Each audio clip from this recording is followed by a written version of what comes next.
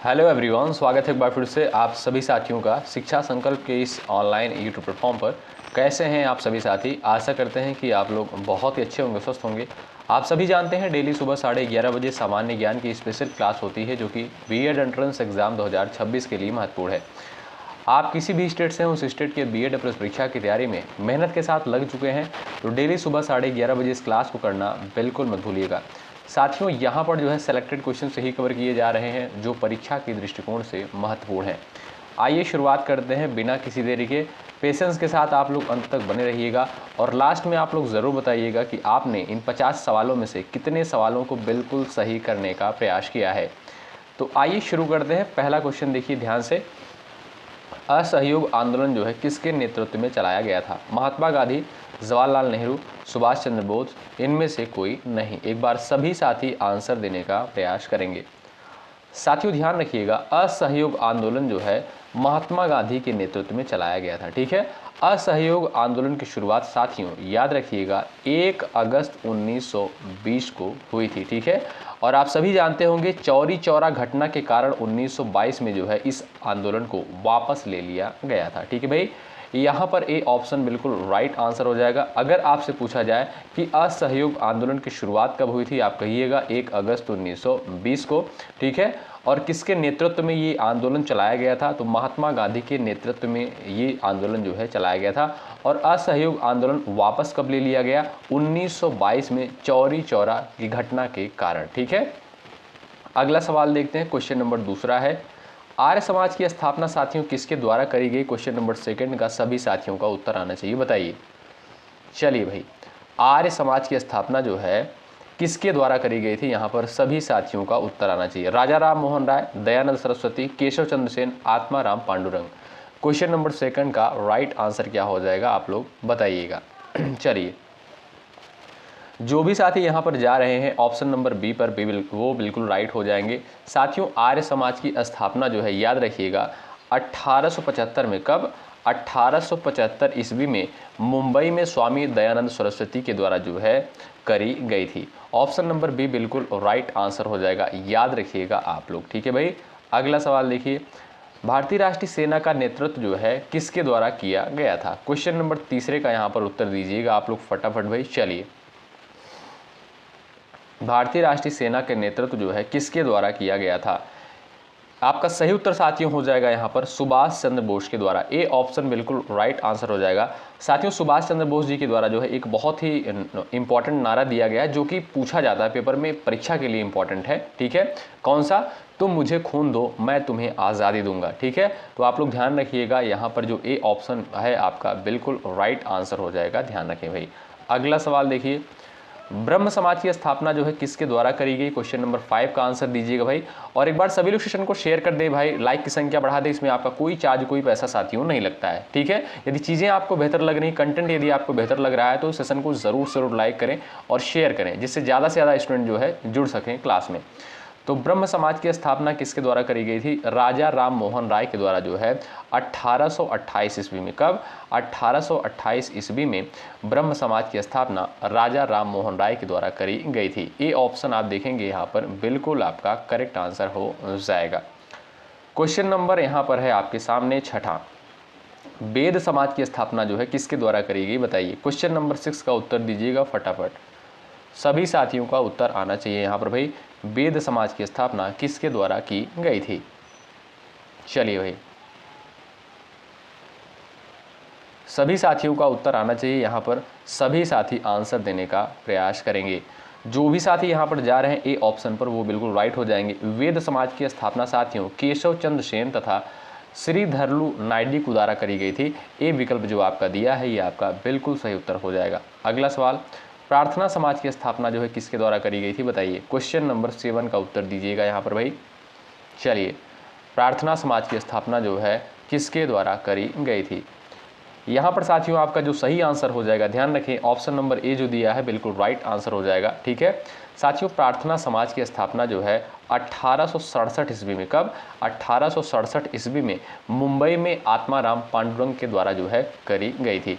ए विकल्प यहाँ पर बिल्कुल राइट आंसर हो जाएगा। जो भी साथी ए ऑप्शन पर गए हैं वो बिल्कुल करेक्ट है। विश्व का जो है सबसे बड़ा डेल्टा कौन सा है? क्वेश्चन नंबर 8वें का यहाँ पर आंसर आप लोग कर सकते हो, फटाफट बताइए। चलिए भाई, विश्व का सबसे बड़ा डेल्टा साथियों कौन सा है? तो वो है आपका Ganga Brahmaputra delta. Option number B बिल्कुल राइट आंसर हो जाएगा। इसे साथियों सुंदरवन डेल्टा के नाम से जानते हैं। क्या?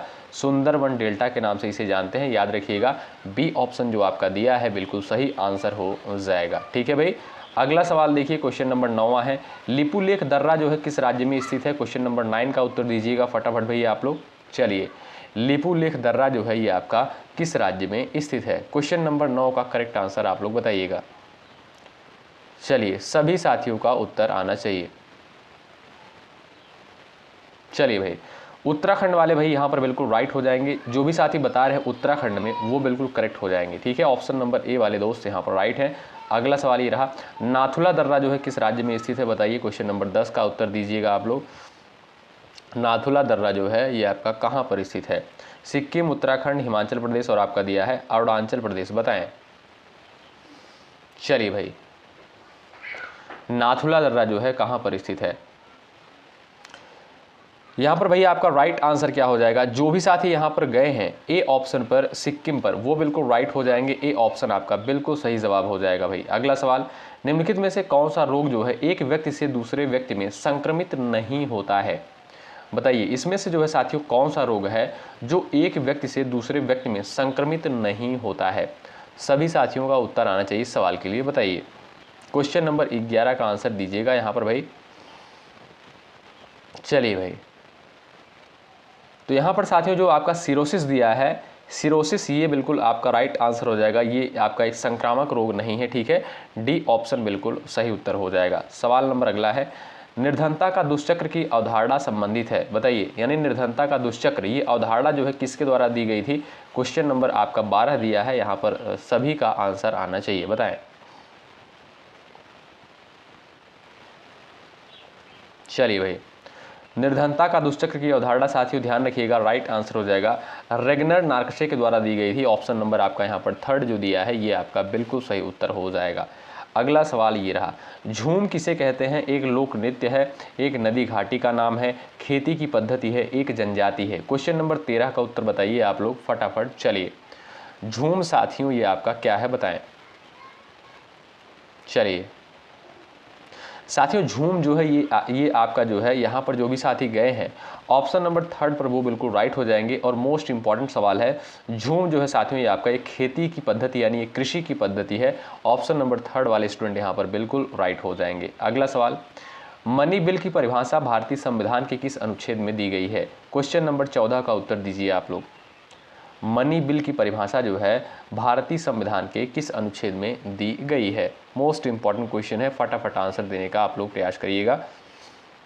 साथियों, मनी बिल जो है ये आप देखेंगे अनुच्छेद 110 में निहित है। ऑप्शन नंबर आपका जो ए दिया है ये आपका बिल्कुल सही आंसर हो जाएगा। ठीक है साथियों, अगला सवाल देखिए, राज्यसभा के सदस्य का निर्वाचन कितनी अवधि के लिए होता है? क्वेश्चन नंबर 15 का उत्तर आप लोग दीजिएगा यहाँ पर भाई।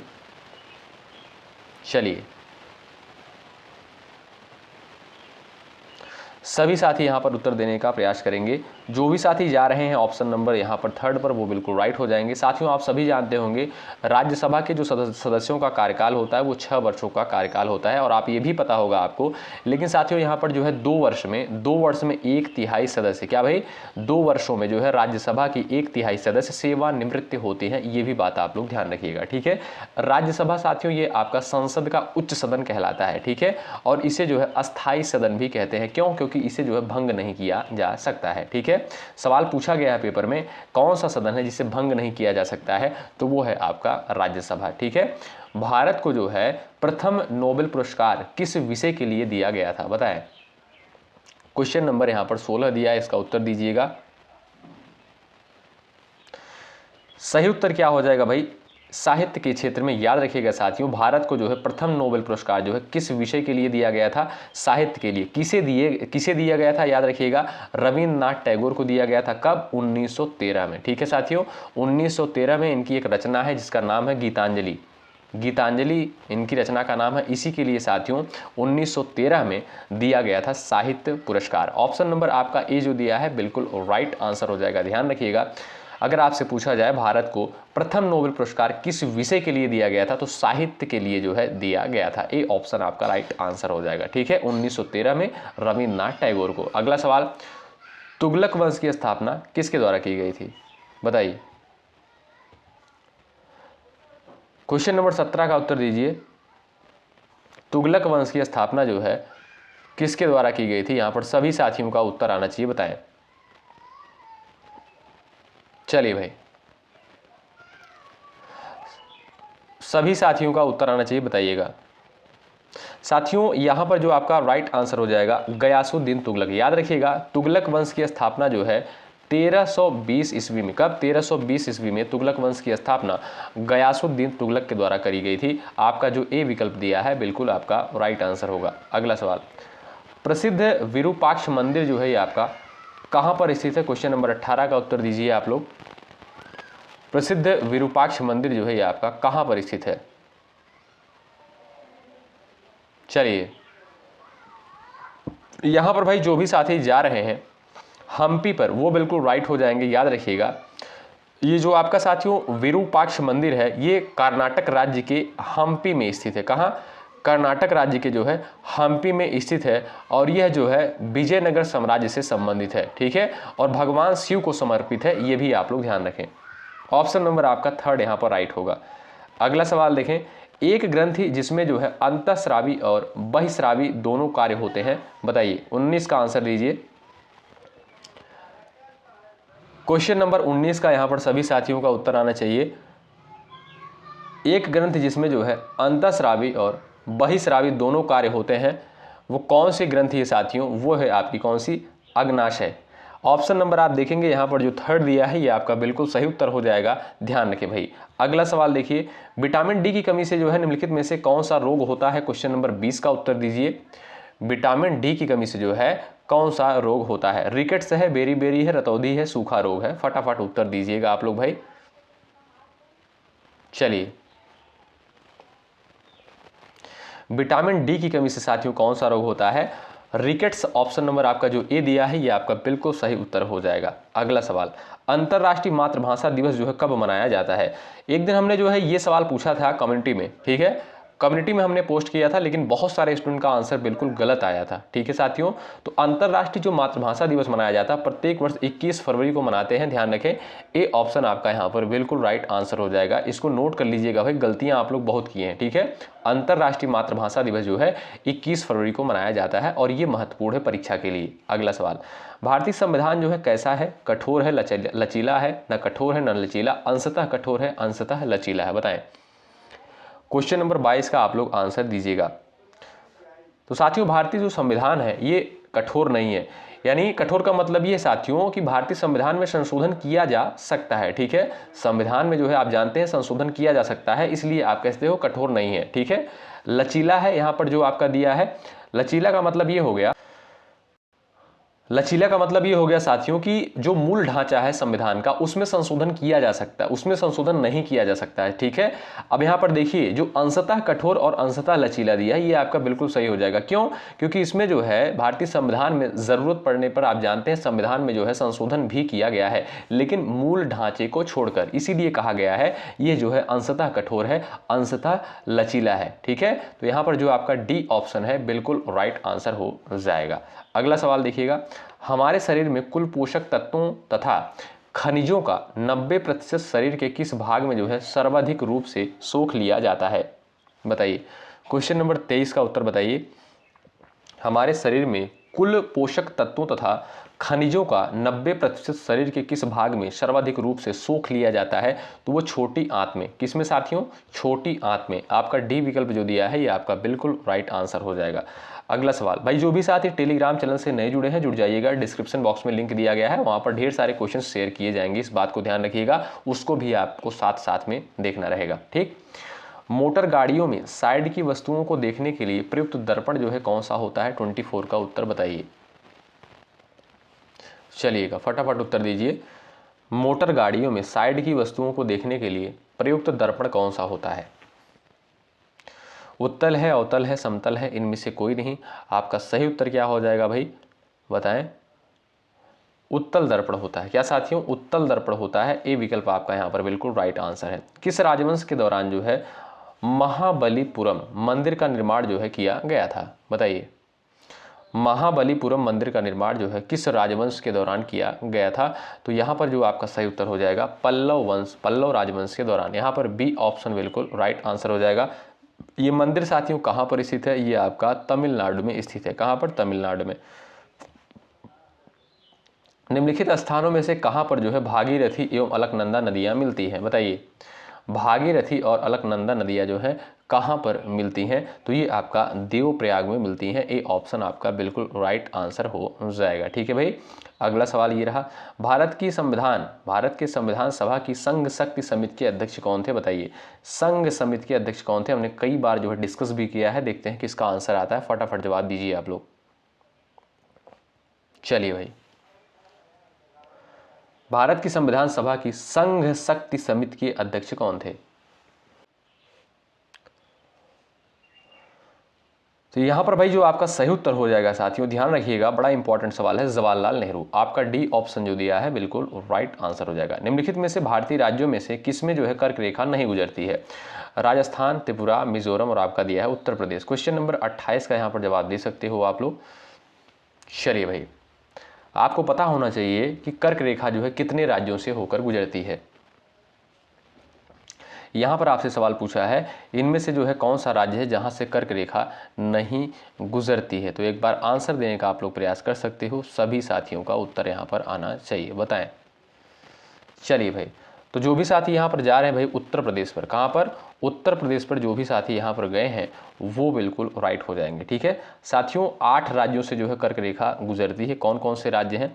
गुजरात हो गया आपका, राजस्थान हो गया, मध्य प्रदेश, छत्तीसगढ़, झारखंड, पश्चिम बंगाल, त्रिपुरा और आपका मिजोरम। ये 8 राज्य हैं जहाँ से जो है कर्क रेखा गुजरती है। लेकिन उत्तर प्रदेश जो है, ये याद रखिएगा, यहाँ से जो है कर्क रेखा नहीं गुजरती है। ठीक, अगला सवाल ये रहा, शिक्षा का अधिकार अधिनियम किस वर्ष में भारत की संसद द्वारा जो है अधिनियमित किया गया था? बताइए।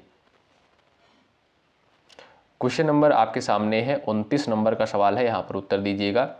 शिक्षा का अधिकार अधिनियम कब पारित किया गया था? 2009 में। कब साथियों?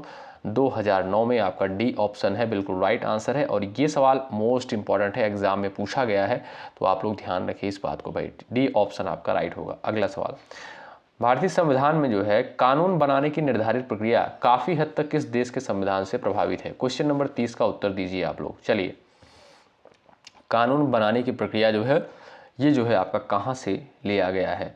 साथियों, कानून जो है, कानून का निर्माण कहाँ से होता है? आप जानते हैं संसद से होता है।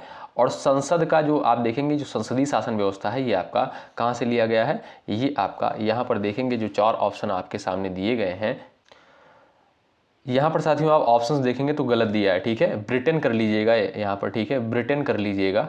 ठीक, क्योंकि संसदीय शासन व्यवस्था जो है ब्रिटेन से ली गई है, तो आप देखेंगे यहाँ पर सही कर लीजिएगा। ठीक है साथियों, और दक्षिण अफ्रीका से आप जानते होंगे यहाँ से जो है संविधान संशोधन की जो प्रक्रिया है ये आपका दक्षिण अफ्रीका के संविधान से ली गई है। जर्मनी से जो है आपात संबंधित उपबंध लिया गया है। और संयुक्त राज्य अमेरिका से आप देखेंगे, अगर आपसे पूछा जाए मौलिक अधिकार संबंधित अवधारणा जो है संयुक्त राज्य अमेरिका से ली गई है। भारत की जो सबसे बड़ी मीठे पानी की झील है उसका नाम क्या है? भारत की जो सबसे बड़ी मीठे पानी की झील है वो है साथियों कौन सी झील? बुलर झील है। कहाँ पर स्थित है? ये आपका जम्मू में स्थित है। कहाँ पर? जम्मू कश्मीर में। आपका डी ऑप्शन बिल्कुल यहाँ पर राइट होगा। अगला सवाल ये रहा, गोदावरी नदी का उद्गम जो है स्थान कहाँ से होता है? 32 का उत्तर बताइए आप लोग। चलिए साथियों, गोदावरी नदी को जो है वृद्ध गंगा कहते हैं। क्या भाई? वृद्ध गंगा कहते हैं। दक्षिण गंगा के नाम से भी इसे जाना जाता है, याद रखिएगा इन सारे पॉइंट्स को। और साथियों ये जो है दक्षिण भारत की सबसे बड़ी नदी है। कौन सी? गोदावरी नदी है। कहाँ से निकलती है? महाराष्ट्र के त्रंबकेश्वर से। कहाँ से? महाराष्ट्र के त्रंबकेश्वर से जो है ये नदी निकलती है, याद रखिएगा आप लोग, ठीक है। नासिक के पास जो है त्रंबकेश्वर है, यहाँ से जो है निकलती है। अगला सवाल देखिए, रविन्द्रनाथ टैगोर ने अपनी नाइटहुड की उपाधि को किसके विरोध में जो है छोड़ दिया था? 33 का उत्तर बताइए। चलिए, रविन्द्रनाथ टैगोर ने अपनी नाइटहुड की उपाधि को किसके विरोध में छोड़ दिया गया था? तो साथियों जलियांवाला जो बाग नरसंहार हुआ था, इसके विरोध में जो है इन्होंने अपनी उपाधि को जो है छोड़ दिया था, ठीक है। और ये नरसंहार साथियों कब हुआ था? 13 अप्रैल 1919 को। 13 अप्रैल 1919 को ये घटना हुई थी, ठीक है। तो आप लोग ध्यान रखें, ऑप्शन नंबर बी बिल्कुल यहाँ पर राइट आंसर होगा। सवाल नंबर आपके सामने अगला है, निम्नलिखित में से किस प्रकार का कोयला जो है उच्चतम गुणवत्ता वाला होता है? बताइए, कौन सा कोयला जो है उच्चतम गुणवत्ता वाला होता है? सभी साथियों का उत्तर आना चाहिए, तो वो है आपका एंथ्रेसाइट। ऑप्शन नंबर आपका डी देखेंगे, ये आपका बिल्कुल सही उत्तर हो जाएगा। अगला सवाल, भारत का जो है सबसे बड़ा बॉक्साइट उत्पादक राज्य कौन सा है? 35 का उत्तर बताइए। क्वेश्चन नंबर 35 आपके स्क्रीन पर दिया है, सभी साथी उत्तर करिएगा। भारत का सबसे बड़ा बॉक्साइट उत्पादक राज्य कौन सा है? उड़ीसा है, उत्तर प्रदेश है, तमिलनाडु और आपका दिया है मध्य प्रदेश। तो आपका सही उत्तर क्या हो जाएगा साथियों? वो है आपका उड़ीसा। कौन सा? उड़ीसा। यहाँ पर जो भी साथी ए ऑप्शन पर गए हैं वो बिल्कुल राइट हो जाएंगे, ध्यान रखिएगा। अगला सवाल ये रहा आपके सामने, इसका उत्तर आप लोग करेंगे भाई। निम्नलिखित में से कौन सी मृदा जो है कपास की खेती के लिए उपयुक्त होती है? कपास की खेती के लिए जो है कौन सी मृदा बेहतरीन मानी गई है? आप लोग यहाँ पर उत्तर दीजिएगा फटाफट भाई।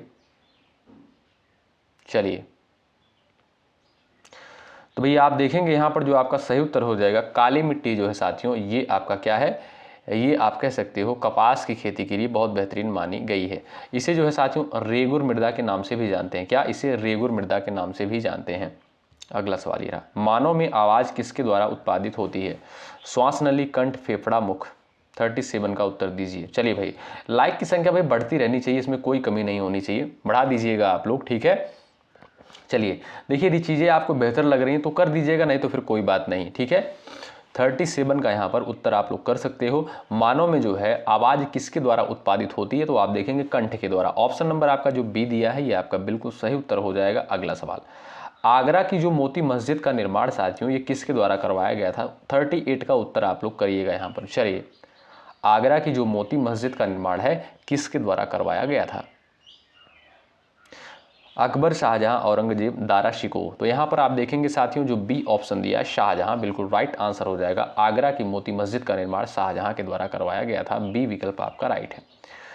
निम्न में से किस लोक नृत्य का आयोजन जो है बुंदेलखंड क्षेत्र में फसल कटाई के समय किया जाता है? चलिए भाई, निम्न में से किस लोक नृत्य का आयोजन बुंदेलखंड क्षेत्र में फसल कटाई के समय किया जाता है? छोलिया, चरकुला, कर्मा, शहरा।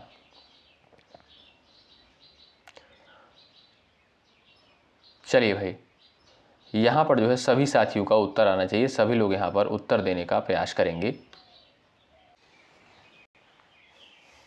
4 ऑप्शंस आपके सामने दिए गए, छोलिया है, चरकुला है, कर्मा है, शहरा। ऑप्शन नंबर आपका डी यहाँ पर जो दिया है साथियों ये आपका बिल्कुल राइट आंसर होगा। राष्ट्रीय शिक्षा दिवस जो है प्रत्येक वर्ष कब मनाया जाता है? बताइए। राष्ट्रीय शिक्षा दिवस के बारे में आपसे यहाँ पर पूछा है, तो आप देखेंगे 11 नवंबर को। कब भाई? प्रत्येक वर्ष जो है 11 नवंबर को राष्ट्रीय शिक्षा दिवस के रूप में मनाते हैं। आपका डी ऑप्शन यहाँ पर बिल्कुल राइट आंसर होगा। अगला सवाल, एंटीबायोटिक पेनिसिलिन की खोज जो है किसके द्वारा करी गई थी? बताइए। क्वेश्चन नंबर 41 दिया है, उसका उत्तर आप लोग कर सकते हो भाई। चलिए, एंटीबायोटिक पेनिसिलिन की खोज साथियों किसके द्वारा करी गई थी? जो आपका सही उत्तर हो जाएगा भाई वो क्या हो जाएगा आप लोग बताएं। Alexander Fleming. ऑप्शन नंबर आप देखेंगे बी बिल्कुल राइट आंसर। अगला सवाल देखिए, इसका आंसर करिएगा। डॉक्टर के पर्चे पर प्रतीक RX सामान्यतः क्या दर्शाता है? आप देखेंगे साथियों जो डॉक्टर का जो पर्चा होता है दवाई का, उस पर RX लिखा रहता है, नीचे फिर दवाइयों का नाम लिखा रहता है, ठीक है। इस RX का मतलब क्या होता है? देना, लेना, बैठना, संबोधित करना। बताएं। चलिएगा, यहां पर आपका सही उत्तर हो जाएगा भाई देना। ऑप्शन नंबर आप देखेंगे ए जो है बिल्कुल राइट आंसर हो जाएगा। अगला सवाल ये रहा, मैक्सिको की मुद्रा का क्या नाम है? बताइए। मैक्सिको की मुद्रा का नाम क्या है? तो भाई पेसो क्या है, ऑप्शन नंबर 3 करेक्ट हो जाएगा, पेसो। निम्न में से किस ग्रह के सर्वाधिक उपग्रह हैं, बताइए। 45 का आप लोग उत्तर दीजिएगा, किस ग्रह के जो है सर्वाधिक उपग्रह हैं, आंसर दीजिएगा। चलिए, बृहस्पति, अरुण, वरुण और आपका दिया है शनि। सही उत्तर क्या है साथियों, आपका डी ऑप्शन करेक्ट हो जाएगा, शनि। अगला सवाल, नाबार्ड का जो विस्तृत रूप क्या है, बताइए। क्वेश्चन नंबर 46 का उत्तर दीजिए।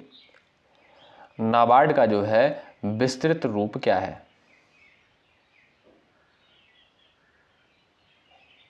चलिए भाई, national bank for agriculture and rural development. आप देखेंगे यहां पर जो आपका दिया है ऑप्शन नंबर बी जो दिया है, ये वाला ऑप्शन, ये आपका बिल्कुल राइट है। नाबार्ड का जो विस्तृत रूप हो जाए तो फुल फॉर्म होता है national bank for agriculture and rural development. Option number B correct है। बुनियादी शिक्षा का विचार पहले किसने प्रस्तुत किया था, 47 का उत्तर बताइए। बुनियादी शिक्षा का विचार जो है पहले किसके द्वारा प्रस्तुत किया गया था। चलिए, तो साथियों बुनियादी शिक्षा का जो विचार है ये आपका किसके द्वारा प्रस्तुत किया गया था, बताइए। तो यहाँ पर जो आपका सही उत्तर हो जाएगा साथियों वो हो जाएगा महात्मा गांधी। ए ऑप्शन आप देखेंगे बिल्कुल राइट आंसर हो जाएगा, ध्यान रखें भाई। अगला सवाल ये रहा, खादर और बांगर निम्नलिखित में से जो है किस प्रकार की मिट्टी है, बताइए। खादर और बांगर जो है ये आपका किस प्रकार की मिट्टी होती है, बताइए। साथियों ये जो है आपकी जलोढ़ मिट्टी का जो प्रकार होता है, खादर और बांगर, याद रखिएगा। ऑप्शन नंबर आप देखेंगे जो बी दिया है बिल्कुल राइट आंसर है। चंपारण आंदोलन जो है किस भारतीय राज्य में शुरू हुआ था, 49 का उत्तर बताइए। चंपारण आंदोलन जो है किस भारतीय राज्य में शुरू हुआ था, बिहार, उत्तर प्रदेश, मध्य प्रदेश, बंगाल। तो यहाँ पर भाई राइट आंसर आपका हो जाएगा बिहार, सभी को पता होगा बिहार से। ऑप्शन नंबर बी बिल्कुल राइट आंसर है। ए ऑप्शन आपका यहाँ पर बिल्कुल करेक्ट हो जाएगा। मानव आंख के किस भाग पर जो है छवि बनती है, क्वेश्चन नंबर 50, इसका उत्तर आपको करना होता है। आप जानते हैं जो क्वेश्चन नंबर लास्ट होता है, जो अंत का सवाल होता है, इसका आंसर जो है आपको देना होता है। देखते भाई ऐसे कितने साथी हैं जिनका आंसर जो है आता है, ठीक है। आंसर देने का आप लोग प्रयास जरूर करिएगा। तो भाई एक बार सभी लोग सेशन को शेयर कर दीजिएगा। जो भी साथी चैनल पर नए हैं, बीएड एंट्रेंस एग्जाम की तैयारी कर रहे हैं, जुड़ जाइएगा। निश्चित रूप से साथियों यहाँ से आपको हेल्प मिलेगी, ठीक है। चलिए मिलते हैं आपसे अगली क्लास में, तब तक के लिए भाई जय हिंद, जय भारत।